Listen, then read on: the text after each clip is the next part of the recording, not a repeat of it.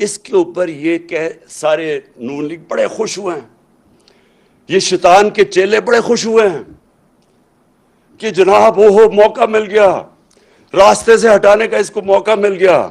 ویسے تو یہ ہٹتا نہیں ہے، جو مرضی کر دو، یہ عوام اس کے ساتھ کھڑی ہو گئی ہے، قوم بیدار ہو گئی ہے، تو چلو اب ٹیکنیکل ناک آؤٹ کرو، کسی طرح کوئی چیز پکڑ لو۔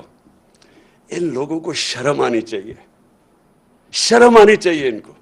یہ جو پرائم منسٹر یا کرائم منسٹر اور اس کا جو ابھی بیٹا وہاں سے ہٹایا ہے پنجاب سے، 24 ارب روپے کے ان کے اوپر کرپشن کے کیسز تھے۔ یہی الیکشن کمیشن تھی، انڈر ٹرائل تھے دونوں۔